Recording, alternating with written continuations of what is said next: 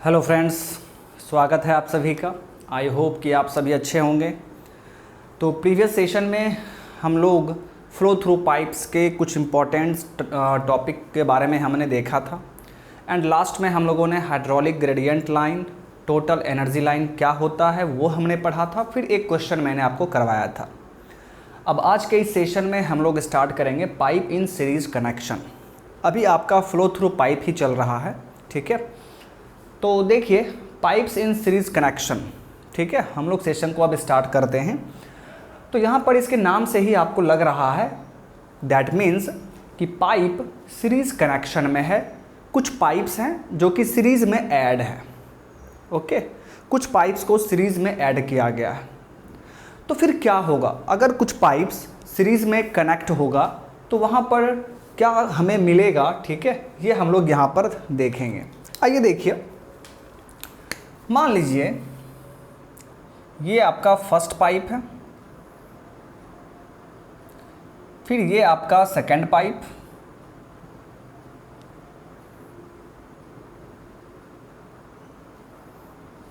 ये आपका second pipe और फिर ये आपका third pipe.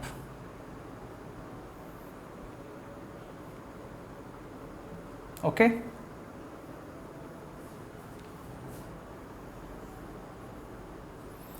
This is your first pipe, second pipe और ये हमारा थर्ड पाइप है।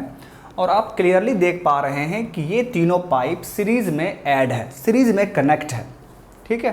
तो यही हो गया पाइप्स इन सीरीज़ कनेक्शन। और इसे आप सिंपली कंपाउंड पाइप बोल सकते हैं कि ये कंपाउंड पाइप है, ठीक है। चलिए, तो फिर यहाँ पर क्या होगा, अब इस चीज़ को हम लोग वन बाय वन समझने की कोशिश करते हैं। यहाँ से आपका फ्लूइड का फ्लो हो रहा है। तो यहाँ से जब फ्लूइड का फ्लो होगा तो यहाँ पर डिस्चार्ज क्या होगा, Q1, यहाँ पर डिस्चार्ज क्या होगा, Q2 और यहाँ पर डिस्चार्ज क्या होगा, Q3। ओके, इस पाइप का लेंथ मान लीजिए L1 है, डायमीटर D1।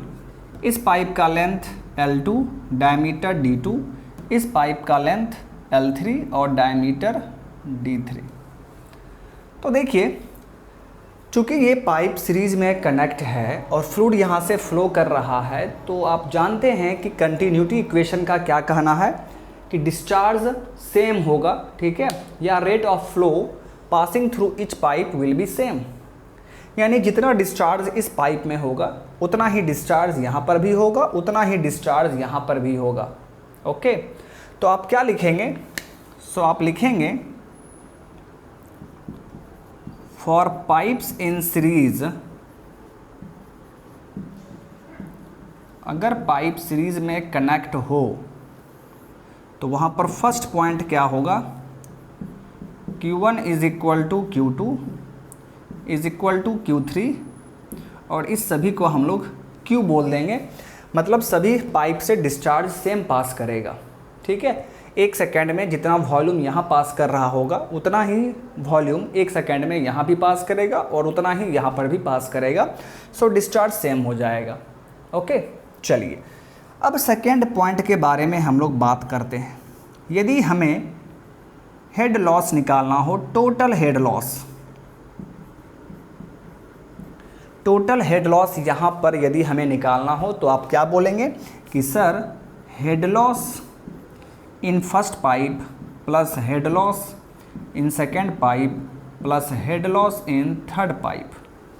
यहाँ पर मैं आपको सिर्फ मेजर लॉस लिख के दिखा रहा हूँ। ये तीनों क्या है, मेजर लॉस।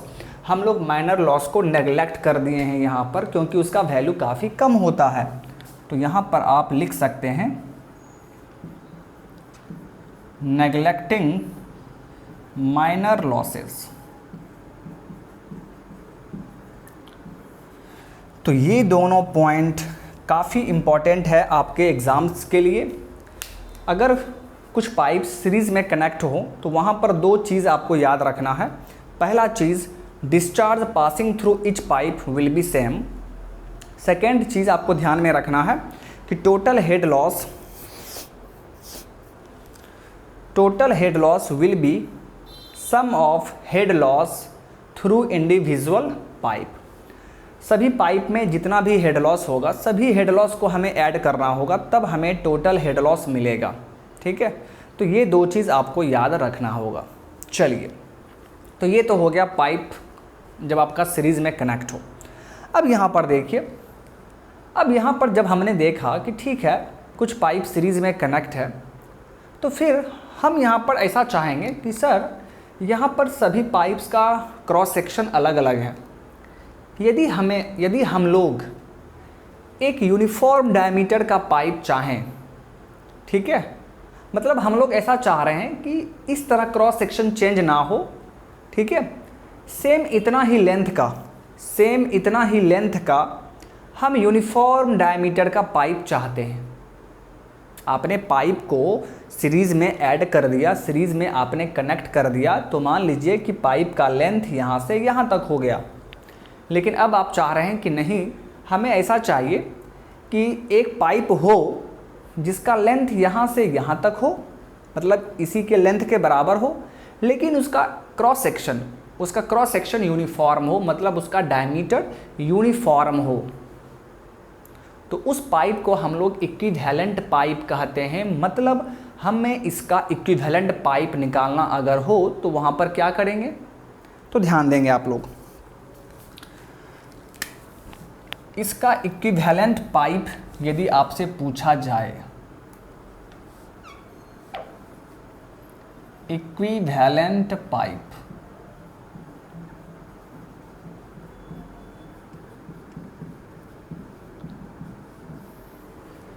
तो देखिए इक्विवेलेंट पाइप हम कब बोल सकते हैं, एकदम सिंपल सा मतलब है, आप समझ सकते हैं आसानी से। यहाँ पर दो चीज़ आपको मिल रहा है। पहला चीज़, डिस्चार्ज सेम है, यानी यहाँ पर हर एक पाइप से डिस्चार्ज सेम है, ओके, और किसके बराबर है, Q के बराबर है, ओके। फिर टोटल हेड लॉस किसके बराबर है, HL1 plus HL2 plus HL3। अब यदि कोई एक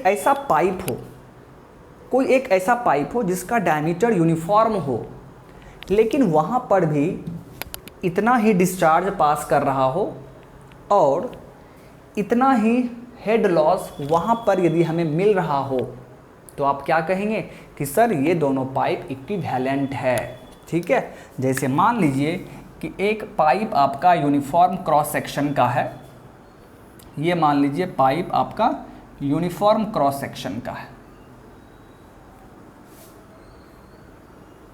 ओके। लेकिन तो देखिए यहाँ पे ये यूनिफॉर्म क्रॉस सेक्शन का पाइप है, और हम इस पाइप को इसका इक्विवेलेंट पाइप तभी बोल सकते हैं जो यहाँ पर जो इफ़ेक्ट हमें दिख रहा था वही सेम इफ़ेक्ट वहाँ पर भी दिखना चाहिए।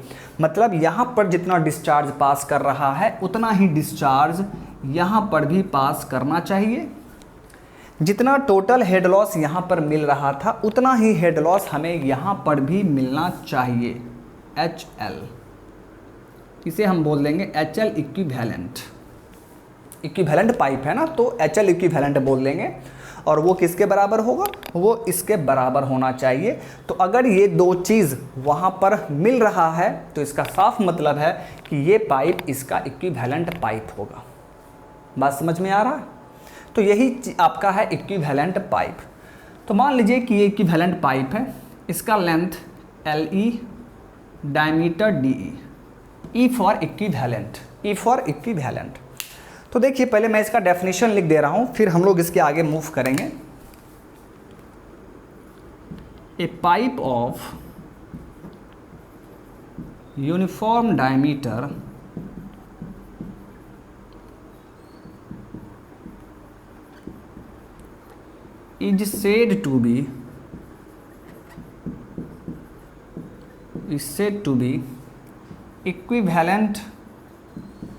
is said to be equivalent of compound pipe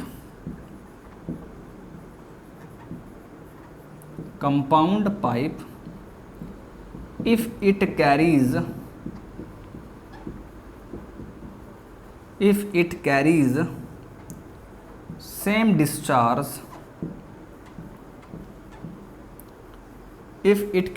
same discharge, and same head loss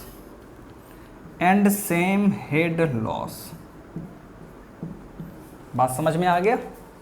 किसी भी पाइप को, किसी भी यूनिफॉर्म डायमीटर के पाइप को आप कंपाउंड पाइप का, इस पाइप का इक्विवेलेंट पाइप तभी कह सकते हैं जब यहाँ पर सेम डिस्चार्ज पास कर रहा हो। जितना डिस्चार्ज यहाँ पर पास कर रहा है उतना ही डिस्चार्ज यहाँ पर पास करना चाहिए, और जितना हेड लॉस यहाँ पर हो रहा है उतना ही हेड लॉस वहाँ भी होना चाहिए। तो यहाँ पर आपका हेड लॉस कितना हो रहा है, ये वाला, तो यहाँ पर भी सेम इसी के मैग्नीट्यूड के बराबर हेड लॉस अगर हो रहा होगा तो ये दोनों पाइप इक्विवेलेंट कहलाएगा। तो हमें देखिए यूनिफॉर्म डायमीटर का एक पाइप मिल गया जो कि इसके इक्विवेलेंट है। और फिर ये भी ध्यान में रखना है कि यहाँ पर जो टोटल लेंथ है उतना ही लेंथ किसका होगा, कंपाउंड पाइप का होगा, सॉरी इक्विवेलेंट पाइप का होगा, LE के बराबर होगा। यानी LE length of equivalent pipe बराबर L1 plus L2 plus L3। यहाँ तक क्लियर है? आई होप कि आपको ये अच्छे से समझ में आ गया होगा। चलिए माय डियर, चलिए अब इसके आगे हम लोग मूव करते हैं। अब यहाँ पर एक इक्वेशन आपको मिलेगा, एक फॉर्मूला मिलेगा जिसे आपको याद रखना है। काफ़ी आसान फार्मूला है और यहाँ से कभी कभी थ्योरेटिकल क्वेश्चन भी पूछा जाता है एंड न्यूमेरिकल क्वेश्चंस भी आपको पूछा जाएगा। थ्योरेटिकल में आपसे ये पूछा जाएगा कि सीरीज़ कनेक्शन में क्या होता है। तो जो 2 पॉइंट मैंने यहाँ पर बताया था कि डिस्चार्ज सेम होगा एंड हेड लॉस सेम होगा, सॉरी हेड लॉस सम के बराबर होगा, तो वो चीज़ आपको याद रखना है। चलिए, तो यहाँ पर देखिए इक्विवेलेंट पाइप के लिए for equivalent pipe HLE total head, sorry equivalent head loss in the equivalent pipe, ये किसके बराबर होना चाहिए, तो टोटल हेड लॉस के बराबर होना चाहिए। यानी head loss in the equivalent pipe will be equal to HL1 plus HL2 plus HL3। यही लिखेंगे जी आप, क्योंकि हमने माइनर लॉस को तो नेग्लेक्ट कर दिया है। Okay, HLE। अब देखिए हेड लॉस का फॉर्मूला क्या होता है, मैंने बताया था आपको, याद होगा, FL² divide by 12D⁵ head loss due to friction in terms of discharge. ये फॉर्मूला मैंने आपको बताया था, आपको याद होगा।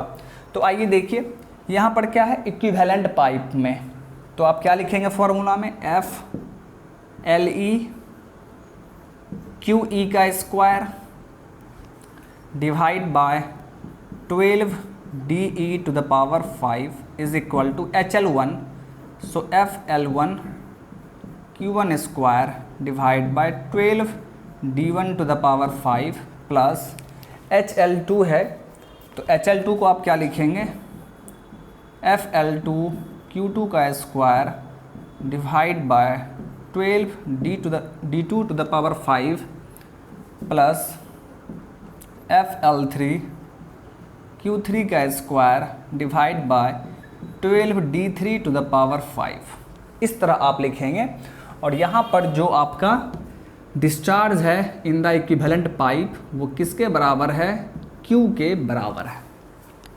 अब यहाँ पर देखिए फ्रिक्शन फैक्टर हमने कांस्टेंट रखा हुआ है, ठीक है।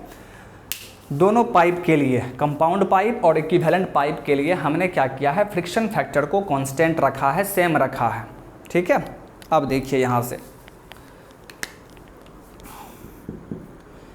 से आप क्या लिख सकते हैं, FLE QE का स्क्वायर, QE किसके बराबर है, Q के बराबर है, सो Q square divided by 12DE⁵ FL1 Q1 भी किसके बराबर होगा, Q के बराबर होगा, 12D⁵ plus FL2 Q square divide by 12 d2 to the power 5 plus FL3 Q square divide by 12 d3 to the power 5। Okay, अब देखिए यहाँ से क्या कॉमन आ रहा है, क्या कैंसिल हो सकता है। एकदम ध्यान से देखेंगे, आपको सब कुछ समझ में आ जाएगा। यहाँ पर देखिए माय डियर, f यहाँ भी है, क्यू स्क्वायर यहाँ भी है, 12 यहाँ पर है, यानी f क्यू स्क्वायर बाई 12। यहाँ पर भी f क्यू स्क्वायर बाई 12, यहाँ पर भी f क्यू स्क्वायर बाई 12, यानी इस तीनों टर्म से हम क्या करेंगे, f Q square by 12 common निकाल लेंगे। यहाँ पर भी देखिए f क्यू स्क्वायर बाई 12, तो कैंसल आउट हो जाएगा। ठीक है, तो फिर कैंसल आउट होने के बाद देखिए रिमेनिंग टर्म क्या बचेगा, LE divide by DE to the power 5 is equal to L1 divide by D1 to the power 5 plus L2 divide by D2 to the power 5 plus L3 divide by D3 to the power 5। यही आपको एक relation मिल गया है यहाँ पर। इसी relation के माध्यम से आप किसी भी कंपाउंड पाइप को इक्विवेलेंट पाइप में कन्वर्ट कर सकते हैं, चेंज कर सकते हैं। और यहाँ पर LE किसके बराबर होगा, तो L1 plus L2 plus L3 के बराबर होगा।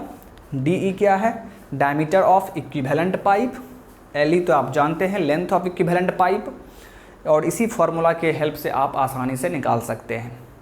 क्या निकाल सकते हैं, तो इक्विवेलेंट पाइप का डायमीटर निकाल सकते हैं आप। ओके, और यही आपसे क्वेश्चन में पूछा जाएगा कि इक्विवेलेंट पाइप का साइज़ क्या है, उसका डायमीटर क्या है, तो इसी फार्मूला के हेल्प से आप निकालेंगे। तो आपको याद कीजिए, कंपाउंड पाइप में 3 पाइप को कनेक्ट किया गया था, तो 3 तक जाएगा। अगर 2 ही पाइप कनेक्ट होता तो ये टर्म आपको नहीं मिलता, तो सिर्फ L1 by D1 5 plus L2 by D2 5 यहाँ तक रहता। अगर 4 पाइप कनेक्ट होगा तो फिर यहाँ पर एक टर्म और ऐड हो जाएगा, L4 by D4 to the power 5। Okay, तो ये चीज़ आपको याद रखना है। और इस इक्वेशन को हम लोग, इस इक्वेशन का एक नाम है, इसे हम लोग बोलते हैं डिफ्यूज इक्वेशन। डिफ्यूज इक्वेशन इसको बोलते हैं। ठीक है, इस इक्वेशन का नाम है डिफ्यूज इक्वेशन। आई होप कि आपको ये अच्छे से समझ में आ गया होगा। और यहाँ पर लेंथ ऑफ इक्विवेलेंट पाइप किसके बराबर होगा, तो L1 plus L2 plus L3। अगर कहीं पर 4 पाइप को कनेक्ट किया गया होगा तो प्लस L4 भी हो जाएगा। ठीक है, तो इसी दोनों के हेल्प से आप इक्विवेलेंट पाइप का साइज़ निकाल सकते हैं। उसका लेंथ कितना होगा, उसका डायमीटर कितना होगा, वो आप आसानी से निकाल सकते हैं। ठीक है, तो यही था my dear friend pipes in series connection. I hope कि आपको ये चीज़ अच्छे तरीके से समझ में आ गया होगा। चलिए अब इसके आगे हम लोग मूव करते हैं। अब हम लोग बात करेंगे पाइप्स इन पैरेलल कनेक्शन। जितना भी टॉपिक आप देख रहे हैं वो आपके एग्ज़ाम के लिए काफ़ी इम्पोर्टेंट है, तो आपको बस थोड़ा सा ध्यान देने की ज़रूरत है। आइए अब हम लोग बात कर लेते हैं पाइप्स इन पैरेलल कनेक्शन।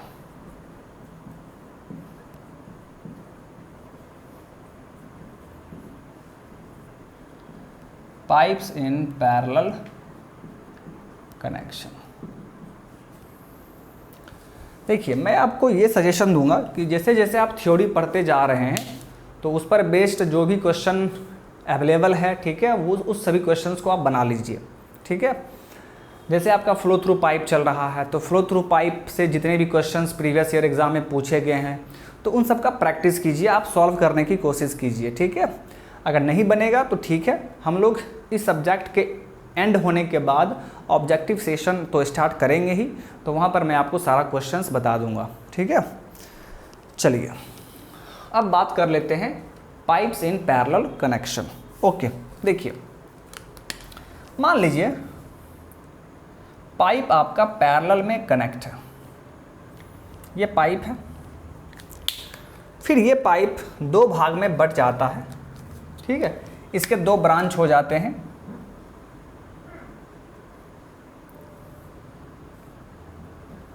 एक ये और फिर एक और ब्रांच हो जाता है ये वाला, ठीक है, और फिर यहाँ से सिंगल पाइप हो जा रहा है, यहाँ से फिर सिंगल पाइप। तो देखिए यही है आपका पाइप्स इन पैरेलल कनेक्शन। ये आपका हो गया first pipe, this is your first pipe, okay, and यहाँ पर डिस्चार्ज मान लीजिए Q1 है, फिर उसी तरह ये आपका सेकेंड पाइप और यहाँ पर डिस्चार्ज आपका Q2 है, ओके। इस पॉइंट को हम A बोल देते हैं और इस पॉइंट को हम B बोल रहे हैं, ओके। फिर देखिए और यहाँ से डिस्चार्ज Q पास कर रहा है, तो यहाँ से भी क्या होगा, Q डिस्चार्ज ही पास करेगा, यानी ये Q यहाँ पर देखिए यहाँ पर क्या हो गया, ब्रांच में बट गया, मतलब Q बराबर Q1 प्लस Q2, और फिर यहाँ पर देखिए Q1 और Q2 आपस में मिलके हमें क्या दे रहा है, Q दे रहा है। तो ये दोनों पाइप 1 और 2 पैरेलल में कनेक्ट है। अब आपको यहाँ पर देखिए, आपको यहाँ पर कुछ कन्फ्यूज़न हो रहा होगा कि सर आप इसको पाइप बोल रहे हैं तो कैसे बोल रहे हैं, यहाँ पर तो आप लाइन शो कर रहे हैं। हाँ तो डियर, लाइन में शो कर रहा हूँ, ठीक है, बट वो पाइप है। कैसे वो समझिए, मैं आपको एक दूसरा फिगर बना के दिखा रहा हूँ। वो फिगर मैंने आपको इसीलिए नहीं बना के दिखाया क्योंकि वो बड़ा सा फिगर हो जाएगा ना। अगर पाइप बनाएंगे तो पाइप का तो कुछ तो एरिया लेना ही पड़ेगा आपको। आइए देख लीजिए, जैसे मान लीजिए माय डियर फ्रेंड, ये पाइप है, ये पाइप है, ये पाइप मान लीजिए यहाँ पर ये दो भाग में बट गया, ओके। देखिए ये पाइप दो भाग में बट गया, एक भाग ये हो गया, ओके, और फिर देखिए सेकेंड भाग जो है ये हो गया,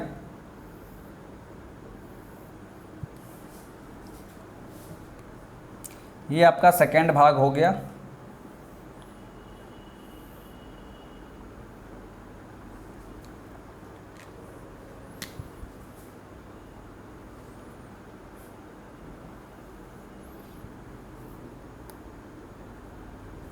देख लीजिए। तो ये क्या हो गया, ये आपका पैरेलल कनेक्शन है। ये मान लीजिए फर्स्ट पाइप है माय डियर, ये हो गया आपका सेकेंड पाइप। तो ये फर्स्ट एंड सेकेंड पाइप क्या है, पैरेलल में कनेक्ट है। तो यहाँ से देखिए डिस्चार्ज Q पास कर रहा है, ये डिस्चार्ज आपका डिस्ट्रीब्यूट हो गया है, शेयर हो गया है। तो यहाँ पर डिस्चार्ज Q1, यहाँ पर डिस्चार्ज Q2, फिर यहाँ पर देखिए दोनों डिस्चार्ज आके मिल जाता है और फिर ये आपका डिस्चार्ज Q हो जाएगा। तो इतना बड़ा फिगर मैंने नहीं बनाया है, मैंने क्या किया, बस पाइप को मैंने लाइन से शो कर दिया है। तो ये आपका पाइप फर्स्ट और ये आपका सेकेंड पाइप। सो आई होप कि आपको ये चीज़ अच्छे तरीके से समझ में आ गया है। तो बस यही रीज़न है कि हमने यहाँ पर पाइप शो नहीं किया, क्योंकि आप देख लीजिए कितना बड़ा सा फिगर बन रहा है, ठीक है। तो उतना बड़ा फिगर का कुछ ज़रूरत है नहीं, तो ये चीज़ आप ध्यान में रखेंगे। चलिए, तो अब एक चीज़ ध्यान दीजिएगा, जिस तरह मैंने सीरीज कनेक्शन में 2 पॉइंट बताया और वही दोनों पॉइंट से थ्योरेटिकल क्वेश्चन पूछे जाते हैं एग्जाम में, उसी तरह पैरेलल कनेक्शन से भी आपको 2 पॉइंट आपको ध्यान में रखना है। पैरेलल कनेक्शन से भी आपको 2 पॉइंट ध्यान में रखना है और वही एग्जाम में पूछा जाएगा। तो पहला पॉइंट तो आप क्लियरली देख पा रहे हैं, फर्स्ट पॉइंट आप क्लियरली आप देख पा रहे हैं कि यहाँ पर दोनों पाइप में डिस्चार्ज सेम नहीं होगा। सेम होने का कंडीशन है वो मैं आपको बताऊंगा। तो यहाँ पर Q बराबर क्या होगा, टोटल डिस्चार्ज क्या होगा, Q1 प्लस Q2। वहाँ पर क्या था, Q1 बराबर Q2 और उसे हम Q बोल रहे थे। बट यहाँ पर Q बराबर क्या है, Q1 प्लस Q2। तो अगर पाइप पैरेलल में कनेक्ट होगा तो पहला पॉइंट आप क्या बोलेंगे कि discharge will be sum of individual discharge through each pipe. बात समझ में आ गया?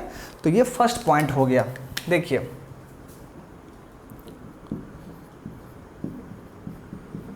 For pipes in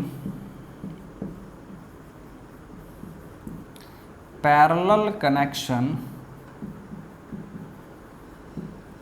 for pipes in parallel connection, number 1 first point आपको याद रखना है, total discharge will be sum of discharge through individual pipes, sum of discharge through individual pipes. Okay, चलिए second point my dear friend ये है, first pipe से मान लीजिए जब फ्लूइड फ्लो कर रहा है तो फर्स्ट पाइप में हेड लॉस मान लीजिए HL1 है, और सेकेंड पाइप से जब फ्लूइड फ्लो करेगा तो उस टाइम मान लीजिए हेड लॉस 2 है, HL2 है।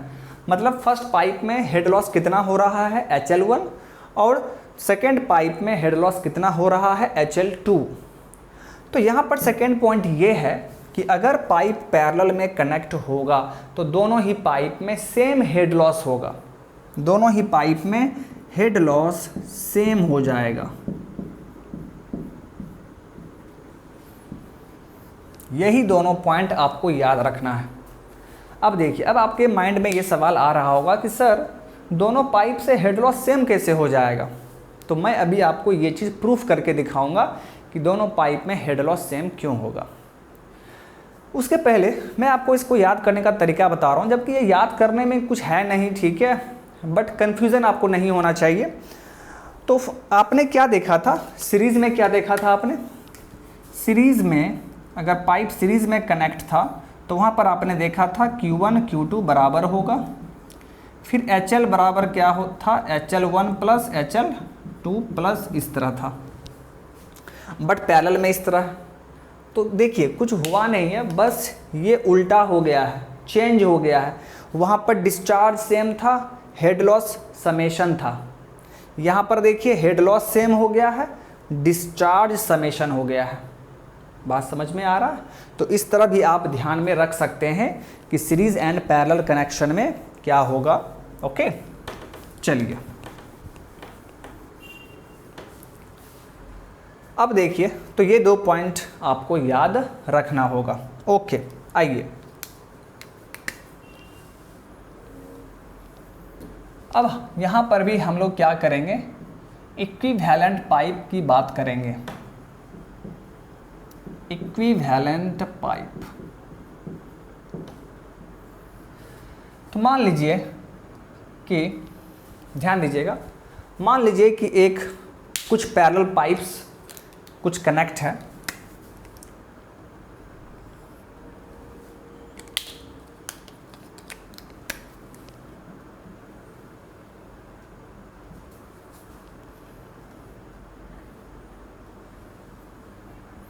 यहाँ देखिए कुछ पैरेलल पाइप्स को मैं यहाँ पर दिखा रहा हूँ।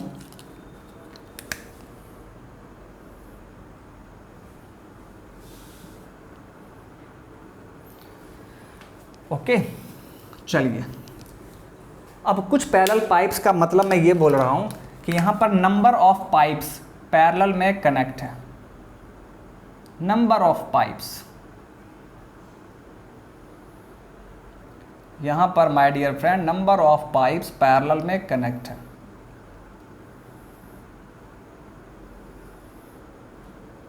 ओके, ये मान लीजिए फर्स्ट पाइप है, ये सेकंड पाइप, ये थर्ड पाइप, ये फोर्थ पाइप, उसी तरह एन पाइप, सॉरी उसी तरह my dear friend N pipe parallel में कनेक्ट है। ओके, और जितने भी ये पाइप हैं वो सभी आइडेंटिकल हैं। जितने भी आप पाइप देख रहे हैं, तो टोटल पाइप आप कितने देख रहे हैं, एन पाइप देख रहे हैं। ये पहला पाइप, सेकेंड, थर्ड, फोर्थ, इस तरह नंबर ऑफ पाइप कितना है, एन, और ये सभी पाइप आइडेंटिकल है, सेम है। ठीक है, मतलब इस सभी पाइप्स का साइज सेम है। n क्या है? नंबर ऑफ आइडेंटिकल पाइप्स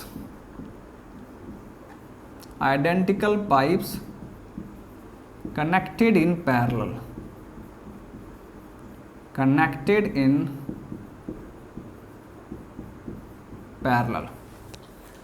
अब सोचिए, यदि सभी पाइप्स आइडेंटिकल होगा तो डिस्चार्ज क्या होगा, इस चीज़ को समझते हैं। मान लीजिए कि दो पाइप कनेक्ट है,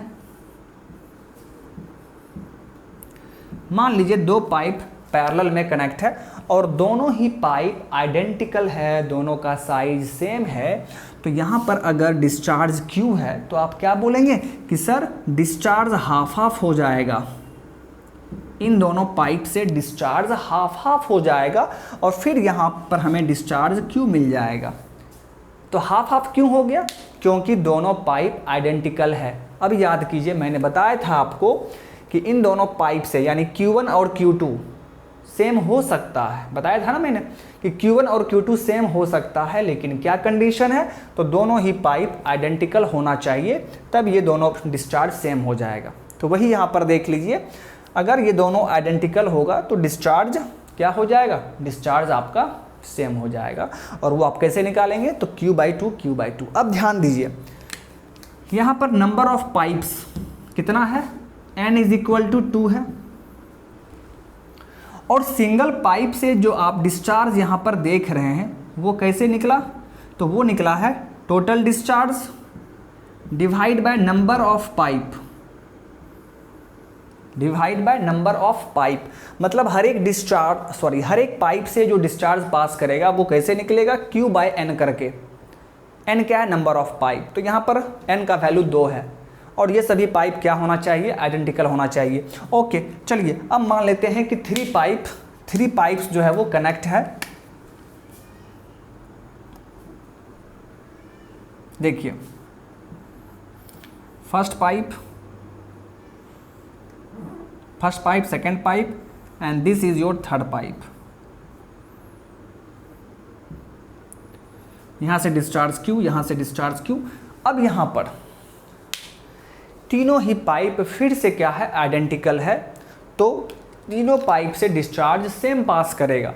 तो जब तीनों पाइप से डिस्चार्ज सेम पास करेगा तो हर एक पाइप से डिस्चार्ज कितना होगा? Q/3 और यहाँ पर भी कैसे आपने निकाला है? Q/n करके निकाला है आपने।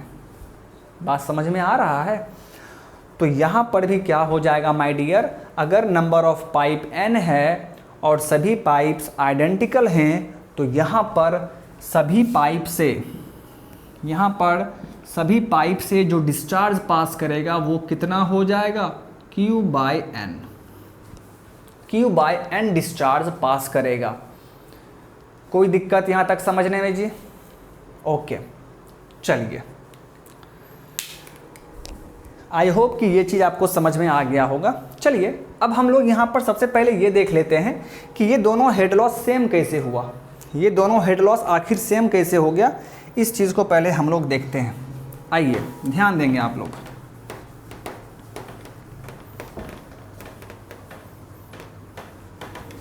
ओके, देखिए, ये आपका जो पॉइंट A है और ये पॉइंट आपका B है, इन दोनों पॉइंट पर हम लोग बर्नौलीज इक्वेशन अप्लाई करके देखते हैं।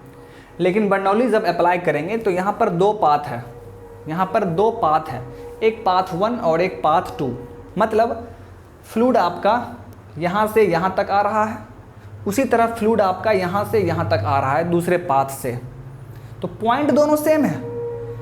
इसी पॉइंट से देखिए दोनों स्टार्ट हुआ है और इसी पॉइंट पर दोनों पहुँच रहा है, तो पॉइंट तो दोनों के लिए सेम है। कहने का मतलब यह है कि दोनों पाइप का एंड पॉइंट सेम है ना। तो हम लोग क्या करेंगे, इस A और B पर बर्नौलीज अप्लाई करेंगे तो फिर वहाँ पर हमारे लिए दो पाथ होगा, तो हम लोग दोनों पाथ से बर्नौलीज अप्लाई करेंगे। तो सबसे पहले हम लोग पाथ 1 से बर्नौलीज इक्वेशन अप्लाई करके देखते हैं। आइए देखिए, अप्लाइंग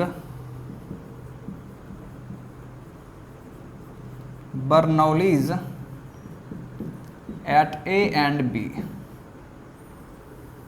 तो क्या लिखेंगे आप? तो हम लोग बर्नौलीज अप्लाई कर रहे हैं ए और बी पे, तो सबसे पहले हम लोग पाथ 1 से अप्लाई कर रहे हैं। तो जब पाथ 1 से अप्लाई करेंगे तो यहाँ पर जो टोटल एनर्जी होगा और फिर वो टोटल एनर्जी यहाँ से यहाँ तक आने में थोड़ा सा घट जाएगा। क्यों? क्योंकि हेड लॉस हो रहा है HL1, दैट मीन्स यहाँ पर टोटल एनर्जी थोड़ा कम हो जाएगा। तो आप कैसे लिखेंगे?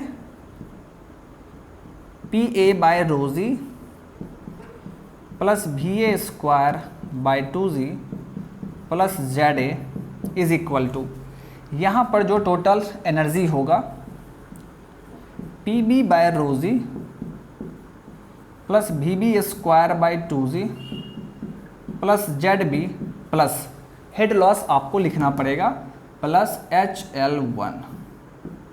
और ये बर्नौलीज इक्वेशन हमने लिखा है किसके लिए? For path 1। पाथ 1 के लिए हमने ये बर्नौलीज इक्वेशन लिखा है। अब हम लोग इस पाथ 2 से देखेंगे, क्योंकि इस पाथ 2 से भी हम लोग ए और बी पॉइंट पर बर्नौलीज आसानी से अप्लाई कर सकते हैं। फिर यहाँ पर भी देखिए वही चीज़ होगा, जितना एनर्जी यहाँ पर होगा, जितना हेड यहाँ पर होगा, उससे थोड़ा कम हेड यहाँ पर मिलेगा, क्योंकि यहाँ से यहाँ तक जाने में हेड लॉस HL2 हो रहा है। तो आप क्या लिखेंगे जी? PA बाय ρg, यहाँ का टोटल हेड हम लिख रहे हैं, plus VA square by 2g plus ZA is equal to, यहाँ का total energy PB by ρg plus VB square by 2g plus ZB plus ये वाला हेड लॉस HL2। और ये हम लोग किसके लिए लिख रहे हैं? For path 2। ये हम लोग पाथ 2 के लिए लिख रहे हैं। तो दोनों पाथ के लिए हम लोगों ने ए और बी पॉइंट पर बर्नौलीज अप्लाई करके हमने देख लिया। अब इस दोनों इक्वेशन को ध्यान से देखिए।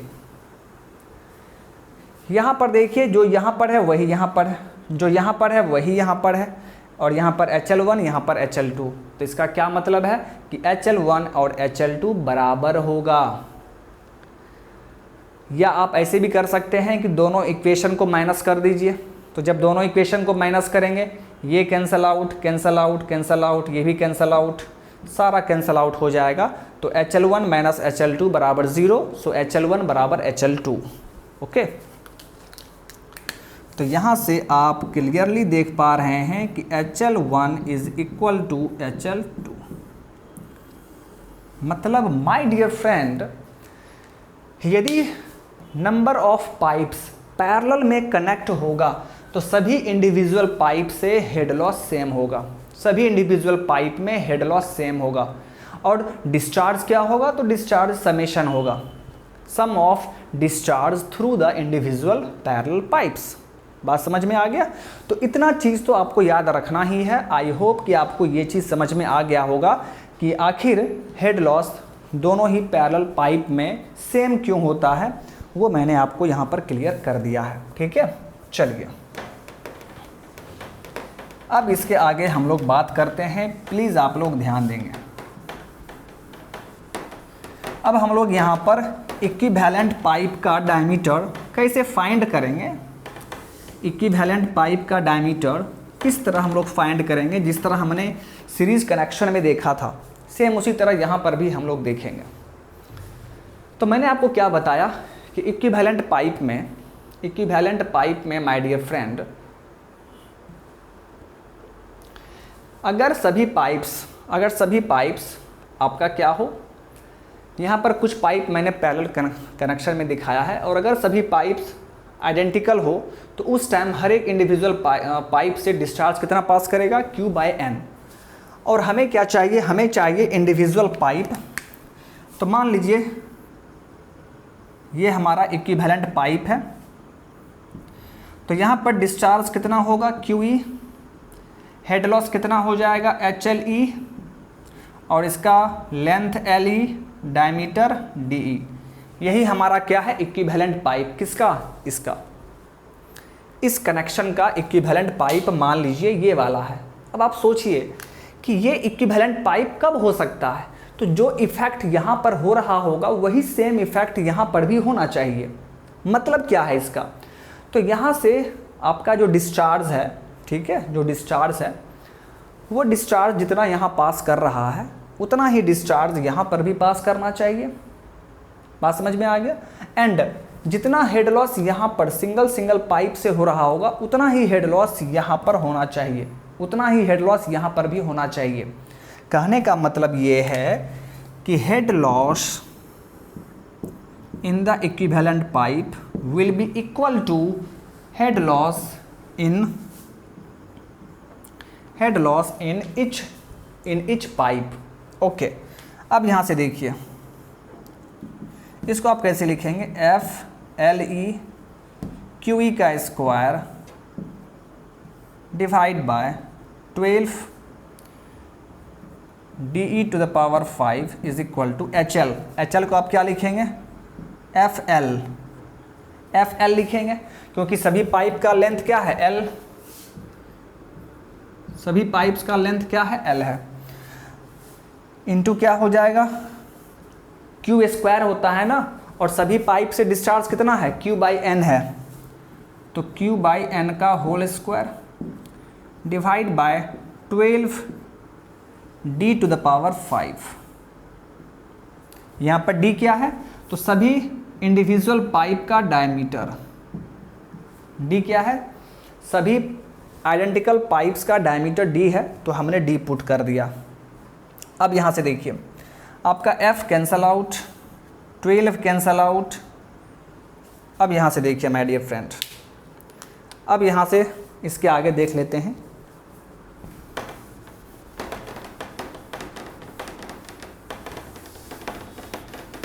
अब यहाँ से एक इम्पॉर्टेंट रिलेशन मिलेगा और वो आपको याद रखना है। आइए देखिए, तो क्या बच रहा है यहाँ पर, LE इंटू QE का square, discharge in equivalent pipe, वो किसके बराबर होगा, टोटल डिस्चार्ज के बराबर होगा, मतलब Q के बराबर होगा। So Q square divide by DE to the power 5 is equal to L into Q square divide by N square, तो नीचे आ जाएगा, into D to the power 5, Q square cancel out. So LE divide by DE to the power 5 is equal to L divide by N square into D to the power 5। यही relation हो गया my dear.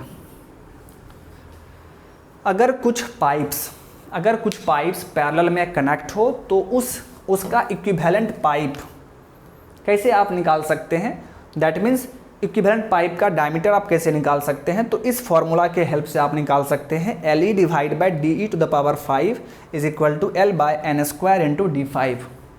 मान लीजिए कि वहाँ पर दो ही parallel pipe है, तो N के जगह पर 2 पुट करेंगे तो 2 का स्क्वायर 4 हो जाएगा, तो यहाँ पर 4 आ जाएगा। तो इस तरह हम लोग निकालेंगे। अब यहाँ से देखिए, अगर इफ़, जनरली ये फॉर्मूला एग्ज़ाम में नहीं पूछता है, फिर भी आप इसको याद रखेंगे, ठीक है। अगर LE L के बराबर हो जाए, if LE is equal to L, यानी इस इक्विवेलेंट पाइप का जो लेंथ है वो इस पैरेलल आइडेंटिकल पाइप के लेंथ के बराबर यदि हो जाए, तो क्या हो जाएगा, देखिए ये LE और ये L कैंसल आउट हो जाएगा, तो आपको क्या मिलेगा, DE to the power 5 is equal to N square into D to the power 5। So यहाँ से DE इज इक्वल टू क्या हो जाएगा, N square D to the power 5 का power 1/5। So DE is equal to N to the power 2/5 into D। ये बहुत ही important formula आपको मिल रहा है और ये आपको याद रखना है, ठीक है। ये फॉर्मूला उतना ज़्यादा इम्पॉर्टेंट नहीं है, बट ये भी आपको याद रखना है। तो लास्ट में आपका एक क्या रिलेशन मिल रहा है कि इक्विवेलेंट पाइप का डायमीटर हम कैसे फाइंड कर सकते हैं, तो n to the power 2/5 into D। n क्या है, number of identical pipes connected in parallel. D क्या है? Diameter of each individual identical pipe. हर एक पाइप का जो डायमीटर होगा वो आपका डी है। तो आइए मैं आपको यहाँ पर लिख दे रहा हूँ, डी क्या है? Diameter of each parallel pipe, each parallel pipes. तो इसी फार्मूला के हेल्प से हम लोग आसानी से इक्विवेलेंट पाइप का डायमीटर फाइंड कर सकते हैं। तो ये था my dear friend pipes in parallel connection. तो सीरीज कनेक्शन भी हो गया है एंड पैरेलल कनेक्शन भी हो गया है एंड आई होप कि आपको ये सब कुछ अच्छे तरीके से समझ में आ गया। चलिए अब इसके आगे हम लोग मूव करते हैं, प्लीज़ आप लोग ध्यान देंगे। अब हम लोग बात करेंगे power transmission through the pipe, मतलब पाइप के द्वारा जो पावर ट्रांसमिशन होगा उसके बारे में हम लोग बात करेंगे। ओके, तो चलिए ध्यान देते हैं, आप लोग थोड़ा सा अच्छे से ध्यान दीजिए। तो पावर ट्रांसमिशन से भी थ्योरेटिकल क्वेश्चन पूछा जाता है।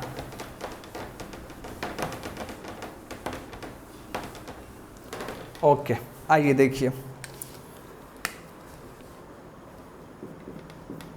Power transmission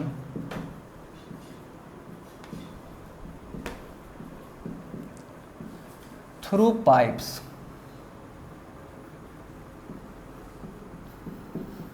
power transmission through pipes मतलब पाइप के द्वारा पावर का ट्रांसमिशन होता है। कैसे, इस चीज़ को समझते हैं अभी, बस ध्यान देंगे आप। मान लीजिए माय डियर फ्रेंड, ये आपका रिजर्वॉयर है, दिस इज़ योर रिजर्वॉयर, और यहाँ से आपका पाइप कनेक्ट है। यहाँ से मान लीजिए पाइप कनेक्ट, ये इसका सेंटर लाइन, और यहाँ से मान लीजिए कि इसमें फ्लूइड यहाँ तक है। इस रिजर्वॉयर में मान लीजिए वाटर है, ठीक है, हम लोग वाटर का ही केस ले रहे हैं। तो यहाँ से यहाँ तक जो हेड है वो H है।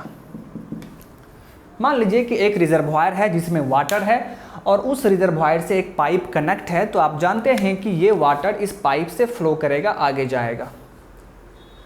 तो my dear friend, water pipe के जरिए वाटर आगे जा रहा है, वाटर मूव कर रहा है, एक जगह से दूसरे जगह जा रहा है। तो वाटर के पास तो पावर होता है ना, उसे हम हाइड्रोलिक पावर कहते हैं। वाटर के पास क्या होगा? एक पावर होगा, ठीक है। उस पावर को हम लोग हाइड्रोलिक पावर कहते हैं या हाइड्रोलिक एनर्जी कहते हैं, ठीक है।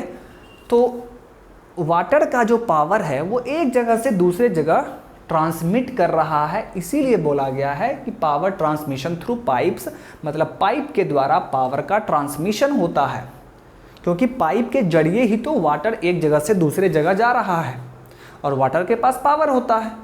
तो इसीलिए बोला गया है कि पावर का ट्रांसमिशन होता है। अब सोचिए, वाटर के पास पावर है, लेकिन यदि पाइप रफ हुआ तो जब वाटर फ्लो करेगा, जब वाटर यहाँ से यहाँ फ्लो करेगा, तो वाटर के पास जो अपना एनर्जी है वो एनर्जी फ्लो के दौरान डिक्रीज होते जाएगा, क्योंकि पाइप का सरफेस रफ है। तो जितना पावर ट्रांसमिट होना चाहिए था उतना तो नहीं हो पाएगा, उससे थोड़ा कम पावर ट्रांसमिट होगा।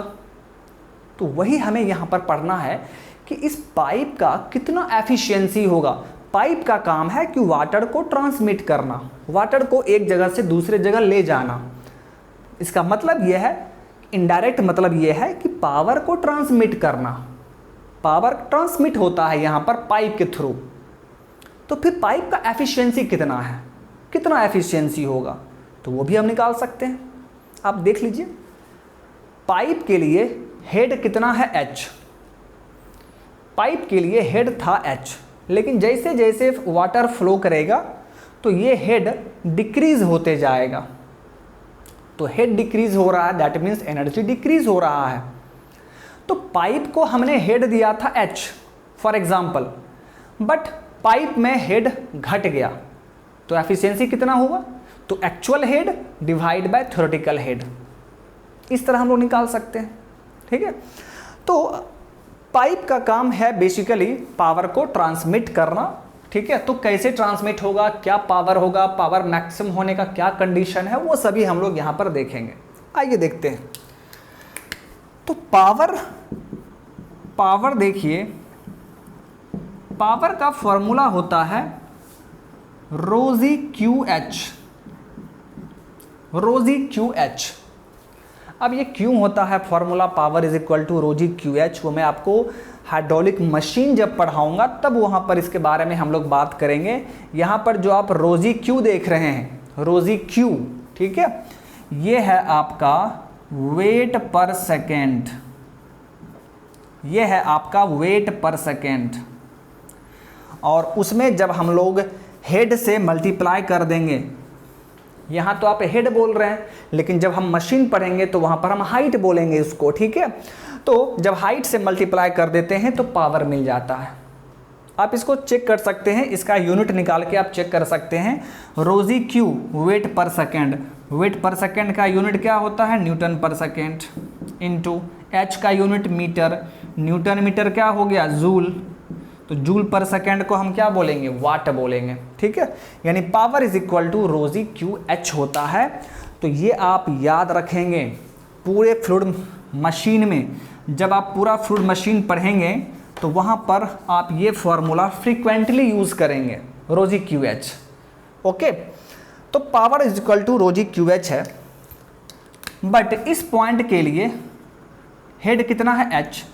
अभी तक हेड घटा नहीं है, अभी तक हेड डिक्रीज नहीं हुआ है, दैट मीन्स ये कौन सा पावर होगा, थ्योरेटिकल पावर होगा।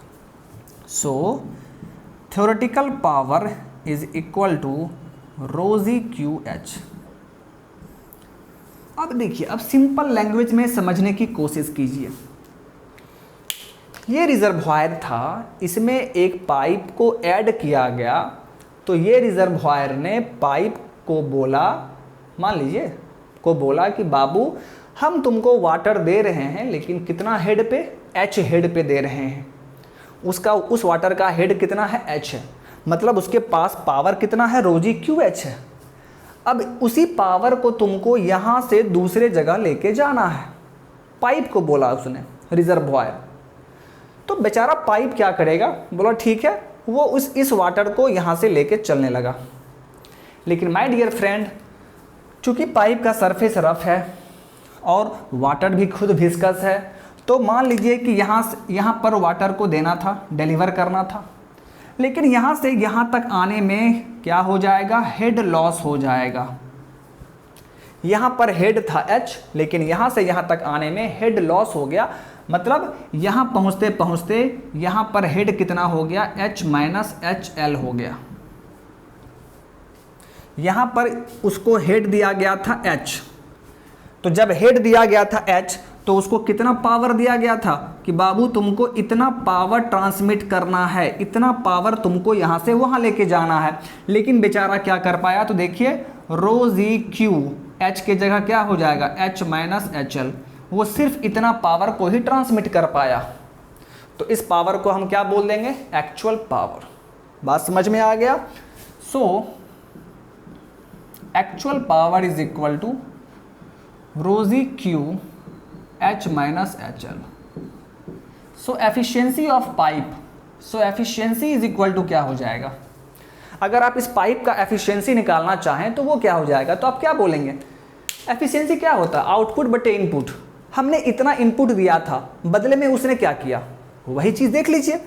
रिजर्वॉयर बोलेगा कि हमने पाइप को इतना पावर दिया था कि तुमको इतना पावर लेके जाना है यहाँ से वहाँ तक, लेकिन वो क्या किया, वो सिर्फ इतना पावर डिलीवर कर पाया। तो आउटपुट ये हो गया, इनपुट ये हो गया।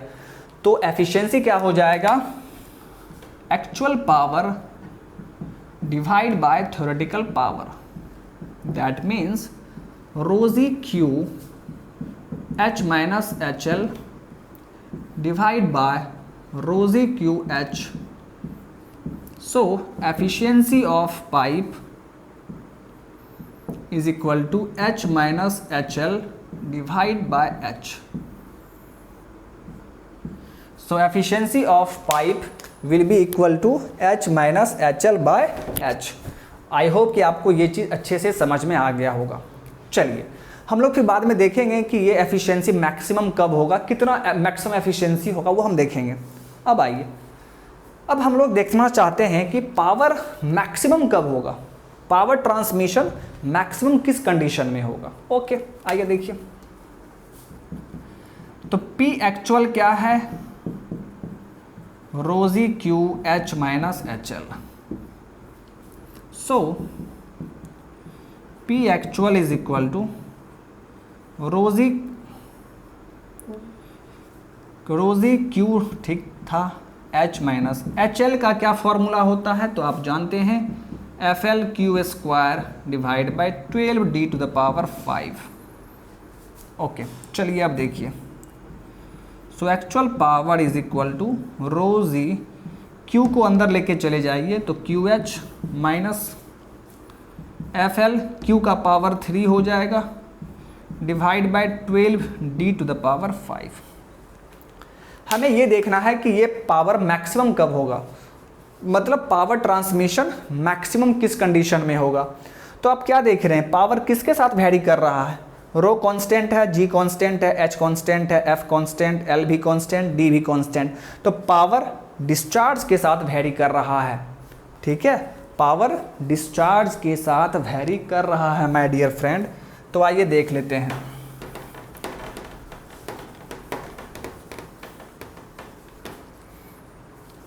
फॉर मैक्सिमम पावर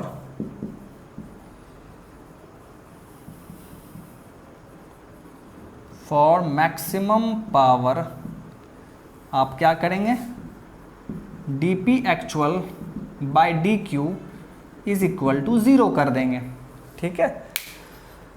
रोजी तो कांस्टेंट है, ये तो उसको छोड़ दीजिए। तो यहाँ पर क्यू एच को जब डिस्चार्ज के टर्म में आप डिफ्रेंशिएट करेंगे तो क्या बचेगा जी, एच बचेगा minus F L divide by 12 D का पावर 5 बाहर आ जाएगा, क्यू का पावर 3 को डिफ्रेंशिएट करेंगे तो क्या हो जाएगा, 3 F L Q square divide by 12 D to the power 5 is equal to 0, यही मिलेगा आपको।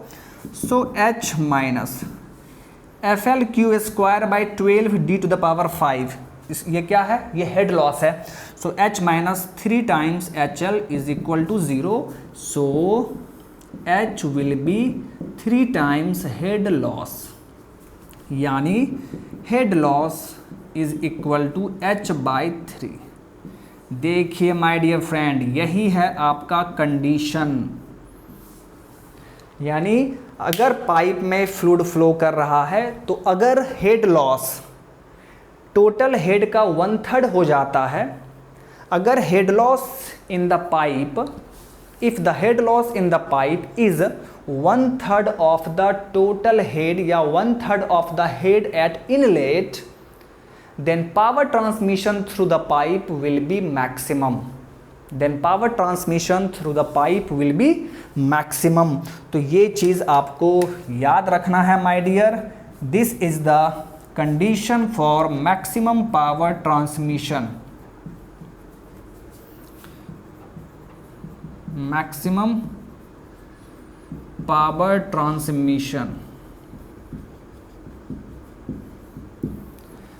कितनी बार ये क्वेश्चन पूछा गया है, कितनी बार एग्जाम में पूछा गया है, तो ये आप याद रखेंगे कि जब हेड लॉस टोटल हेड का 1/3 हो जाता है तो उस टाइम पाइप से पावर ट्रांसमिशन मैक्सिमम हो जाएगा। चलिए अब हम लोग देखना चाहते हैं कि एफिशिएंसी मैक्सिमम कब होगा। अब हम लोग देखना चाहते हैं माय डियर कि एफिशिएंसी मैक्सिमम कब होगा। तो आइए, so maximum efficiency will be, तो एफिशिएंसी भी मैक्सिमम कब होगा, इसी कंडीशन पर एच एल बराबर एच बाई 3। तो यहाँ पर देखिए एच माइनस एच एल के जगह पर क्या पुट करेंगे, H by 3 divide by H, ये क्या हो जाएगा 2h by 3, H cancel out, 2 by 3, that means maximum efficiency will be 0.6667 या आप सिंपली ये बोल सकते हैं 66.67%। यही होगा मैक्सिमम एफिशिएंसी। ठीक है, पाइप का maximum efficiency my dear friend इतना ही होगा। ओके, तो ये आपको याद रखना है, एग्ज़ाम में आपसे थ्योरेटिकल क्वेश्चंस यहाँ पे पूछा जाएगा। चलिए अब इसका जो नेक्स्ट टॉपिक है इसके आगे, वो देखिए क्या होगा, वो मैं आपको बताऊंगा नहीं, डायरेक्ट मैं आपको समझा दे रहा हूँ तो आप सब कुछ समझ जाएंगे। अभी हमने पढ़ा था power transmission through the pipe. अब इसका अगला टॉपिक है power transmission through the nozzle के द्वारा। तो नोज़ल कहाँ पे रहेगा? पाइप के आगे ही नोज़ल कनेक्ट रहता है। तो जहाँ जो कंडीशन आपने यहाँ पढ़ा था ना कि पावर ट्रांसमिशन मैक्सिमम कब होगा, तो आपने क्या पढ़ा? तो आपने पढ़ा कि जब हेड लॉस टोटल हेड का 1/3 हो जाए तो उस टाइम पावर ट्रांसमिशन मैक्सिमम होगा। तो वहाँ पर भी अगर नोजल से पावर ट्रांसमिशन हो रहा है और वहाँ पर मैक्सिमम पावर का कंडीशन यदि पूछा जाए, चाहे पाइप हो चाहे नोजल हो, तो याद रखना है कि यही कंडीशन दोनों के लिए वैलिड होगा। यानी नोजल से भी यदि पूछा जाए तो वहाँ पर हेड लॉस अगर H/3 है तो पावर ट्रांसमिशन मैक्सिमम होगा। बात समझ में आ गया? चलिए, तो ये चीज़ आप याद रखेंगे। अब हम लोग यहाँ पर लास्ट टॉपिक के बारे में स्टडी करेंगे। ठीक है, फिर हमारा फ्लो थ्रू पाइप कंप्लीट हो जाएगा। ओके, और हमारा लास्ट टॉपिक है my dear friend water hammering in pipes. ध्यान देंगे आप लोग, वाटर हैमरिंग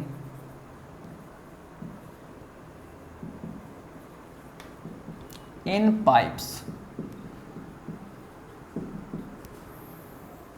वाटर हैमरिंग, तो नाम से ही लग रहा है कि वाटर हैमरिंग मतलब वाटर जो होगा वो हैमरिंग एक्शन कर रहा होगा। हैमर का मतलब समझते हैं, ठीक है? तो वाटर जब पाइप में हैमरिंग एक्शन कर रहा होगा तो उसे ही हम वाटर हैमरिंग कहते हैं। लेकिन ऐसा कब होगा? ठीक है, तो आइए समझते हैं। पहले फिगर के हेल्प से हम लोग समझने की कोशिश करते हैं। मान लीजिए माय डियर फ्रेंड, ये आपका पाइप,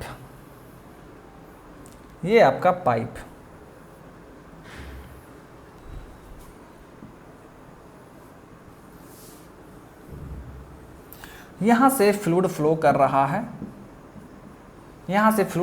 रहा है, ठीक है? और फिर जैसा कि आप जानते हैं यहाँ पर भाल्व लगा हुआ होता है, पाइप में भाल्व लगा हुआ होता है। दिस इज भाल्व, ये क्या है? भाल्व। अब एकदम ध्यान से समझिए, मैं आपको अच्छे से समझा दे रहा हूँ। यहाँ से फ्लूइड फ्लो कर रहा है तो फ्लो का वेलोसिटी क्या होगा माय डियर? फ्लो का वेलोसिटी v है, फ्लो हो रहा है। लेकिन अब यदि आप इस भाल्व को क्लोज कर दें या धीरे धीरे क्लोज कर दें, ठीक है? यहाँ पर आप भाल्व को दो तरीके से क्लोज कर सकते हैं, एक तो ग्रेजुअल और एक आप सडन क्लोज कर सकते हैं। यानी ग्रेजुअल क्लोजर ऑफ भाल्व या सडन क्लोजर ऑफ भाल्व। तो दोनों ही केस में क्या होगा आप देखिए अच्छे से। जब आप इस भाल्व को क्लोज करेंगे तो मान लीजिए माय डियर, भाल्व आपका अब यहाँ पर है, आपने क्या किया? भाल्व को आपने यहाँ तक क्लोज कर दिया।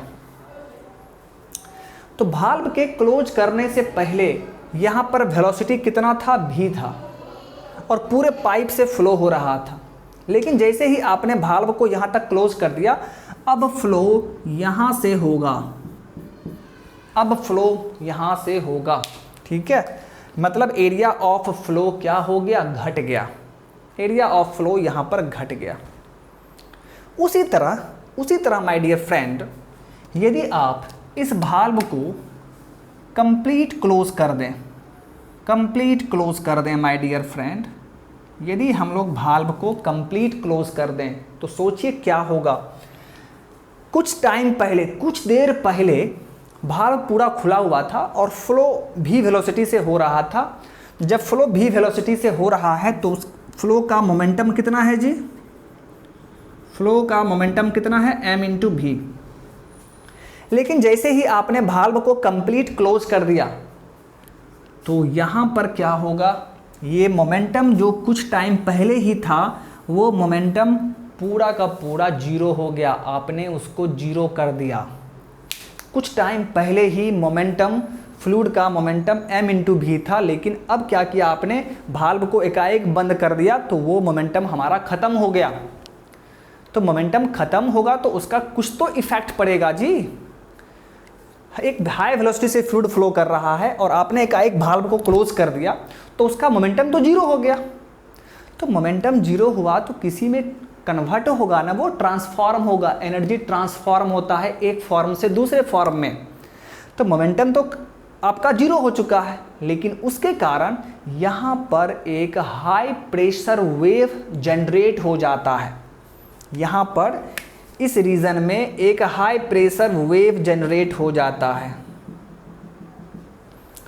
और इस प्रेशर वेव का इंटेंसिटी इतना ज़्यादा होता है, ठीक है, कि यहाँ पर ये आपका एक ह्यूज नॉइज, यहाँ पर ह्यूज नॉइज क्रिएट हो जाएगा। ह्यूज नॉइज, उस नॉइज को हम लोग वाटर हैमरिंग कहते हैं, यानी वहाँ पर आपको एक बहुत ज़्यादा नॉइज सुनने को मिलेगा और ये यहाँ पर इस पाइप में ये हैमरिंग एक्शन करेगा, ठीक है। उसी हैमरिंग एक्शन को बोला गया है water hammering, water hammering in the pipes. और इसका इंटेंसिटी इतना ज़्यादा होता है कि ये पाइप को बर्स्ट भी कर सकता है, पाइप यहाँ पर आपका बर्स्ट भी हो सकता है। तो यही है my dear water hammering in the pipes. फिर से सुन लीजिए, किसी भी पाइप में जब फ्लूइड का फ्लो हो रहा हो और आप भाल्व को अचानक बंद कर देते हैं तो उस फ्लूइड का जो मोमेंटम था m/v, वो मोमेंटम एकाएक ख़त्म हो गया है, तो फिर वो दूसरे एनर्जी में कन्वर्ट होगा। वो मोमेंटम जीरो जैसे ही हुआ तो दूसरे एनर्जी में कन्वर्ट होगा। इसका मतलब है कि वहाँ पर हाई प्रेशर वेव या हाई प्रेशर एनर्जी वहाँ पर फॉर्म हो जाएगा और उस हाई प्रेशर वेव का इंटेंसिटी इतना ज़्यादा होता है कि वो वहाँ पर पाइप के वाल पर हैमरिंग एक्शन करना शुरू कर देता है, जिसके कारण ह्यूज नॉइज़ क्रिएट होता है। इसी ह्यूज नॉइज़ को हम लोग वाटर हैमरिंग कहते हैं, या नॉकिंग भी कहेंगे, या डिटोनेशन भी कहेंगे। और इसका इंटेंसिटी इतना ज़्यादा होता है कि पाइप को बर्स्ट भी कर सकता है। तो आइए पहले इसका डेफिनेशन लिख दिया जाए, उसके बाद फिर हम लोग यहाँ पर थोड़ा सा और भी पॉइंट देखेंगे। देखिए, when a liquid is flowing through a pipe, when a liquid is flowing through a pipe and valve is closed, suddenly then high pressure wave is generated. Then high pressure wave is generated. This causes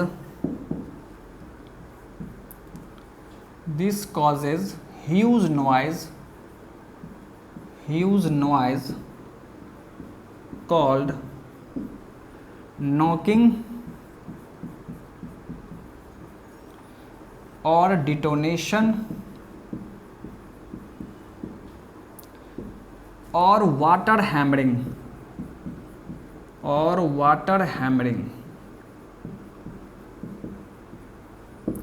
This can even burst the pipe. This can even burst the pipe. यही है आपका water hammering. Okay, चलिए, बहुत ही अच्छा my dear. अब यहाँ पर हम लोग बात कर लेते हैं, ध्यान दीजिएगा। आप बोलेंगे ठीक है सर, वाटर हैमरिंग तो हो गया, लेकिन सर इससे हम बचें कैसे, इससे कैसे बचा जाए। मान लीजिए कहीं पर हमें भाल्व को तुरंत क्लोज करना है, क्योंकि वहाँ कहीं कहीं पर ऐसा कंडीशन एराइज होता है कि हमें भाल्व को तुरंत क्लोज करना पड़ता है, तो फिर तो वहाँ पर वाटर हैमरिंग हो जाएगा। तो उससे कैसे बचा जाए, तो उसका एक उपाय है माय डियर फ्रेंड, वहाँ पर हम लोग सर्ज टैंक का यूज़ करते हैं। मान लीजिए कि ये आपका सर्ज टैंक है, ये आपका सर्ज टैंक है। तो हम क्या करते हैं, इस सर्ज टैंक को यहाँ पर हम लोग कनेक्ट कर देते हैं।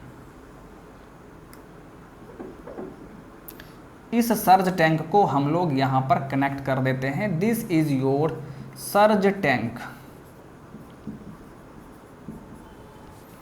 अब देखिए क्या होगा, हमने क्या किया, इस पाइप से सर्ज टैंक को कनेक्ट कर दिया। तो जब फ्लूइड यहाँ फ्लो कर रहा है तो कोई दिक्कत नहीं है, लेकिन जैसे ही आप वाल्व को क्लोज करेंगे, क्लोज करने से पहले मोमेंटम m इंटू भी था, लेकिन जैसे ही आप इसको क्लोज करेंगे तो ये मोमेंटम तो घट के जीरो होगा, लेकिन अब नहीं हो पाएगा, अब घट के जीरो नहीं होगा। जैसे ही ये रास्ता ब्लॉक हुआ तो फ्लूइड जो है ये तुरंत यहाँ से फ्लो कर जाएगा। फ्लूइड जो है तुरंत यहाँ से माय डियर फ्रेंड फ्लो कर जाएगा, मतलब उसका मोमेंटम घट के जीरो नहीं होगा। उसका मोमेंटम माय डियर फ्रेंड घट के जीरो नहीं होगा। तो वहाँ पर वाटर हैमरिंग एक्शन से आप बच सकते हैं, वहाँ पर वाटर हैमरिंग एक्शन नहीं हो पाएगा। ठीक है, तो ये चीज़ आपसे पूछ सकता है एग्जाम में या इंटरव्यू में कि वाटर हैमरिंग से किस तरह बचा जा सकता है। तो आप क्या बोलेंगे कि सर हम लोग वहाँ पर सर्ज टैंक का यूज़ कर लेंगे। तो जैसे ही हम वाल्व को क्लोज करेंगे, ठीक है, तो उसका मोमेंटम वहाँ पर फिर घट के जीरो नहीं हो पाता है। तो फ्लो क्या होगा, जैसे ही यहाँ पर फ्लो रुका तो ये फ्लो तुरंत सर्ज टैंक में होना शुरू हो जाएगा। बात समझ में आ रहा, मतलब वहाँ पर मोमेंटम घट के जीरो होगा ही नहीं, और जब मोमेंटम घट के जीरो होगा ही नहीं, ठीक है, तो हाई प्रेशर वेव का जनरेशन नहीं हो पाएगा। हाँ, ये बात है कि जैसे ही वाल्व क्लोज हुआ तो मोमेंटम थोड़ा सा घटेगा, मोमेंटम थोड़ा सा घटेगा, लेकिन थोड़ा सा घटा है मोमेंटम तो प्रेशर वेव भी थोड़ा सा बनेगा, तो प्रेशर वेव भी थोड़ा सा बनेगा। और जब प्रेशर वेव थोड़ा सा बनेगा तो उतना उसका इफेक्ट उतना ज़्यादा नहीं होगा, तो हम लोग वहाँ पर सेफ हैं, वहाँ पर कोई किसी भी तरह का प्रॉब्लम नहीं होगा। ठीक है, तो ये था माय डियर वाटर हैमरिंग। अब यहाँ पर हमें एक और चीज़ देख लेना है, आइए ध्यान दीजिए। आई होप कि आपको ये चीज़ अच्छे तरीके से समझ में आ गया होगा। देखिए, अभी कुछ देर पहले मैंने आपको बताया कि हम लोग जो वाल्व को क्लोज करते हैं तो वो क्लोज़र दो तरीके का होता है, एक तो ग्रेजुअल और एक आपका सडन।